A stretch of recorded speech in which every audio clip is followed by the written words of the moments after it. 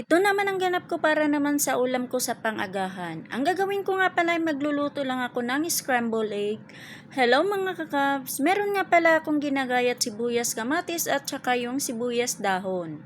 Ayan nga pala yung aking lulutuin. May 3 itlog lang ako na binabatil or mini-mix at saka ko naman siya lalagyan ng kamatis, sibuyas at saka yung sibuyas dahon. Ito nga pala, scrambled egg nga pala yung aking lulutuin para ito naman yung aking uulamin sa pang-almusal. Ay naku, naubusan pa talaga ako ng gas dyan. Buti na lang kamo ay meron kaming super kalan na kinukuha ko doon sa lagayan or yung budiga na nilalagyan talaga namin ng mga gamit na hindi namin ginagamit. Ayan nga pala yung aking niluluto. Scrambled egg nga pala yan. Ay syempre ako lang naman ang kakain kaya patama-tama lang yan para sa akin. Yan nga pala, ganyan lang yan. Tapos meron lang ketchup at syempre coffee. Hindi talaga yan nawawala kahit sobrang init talaga ng panahon dito.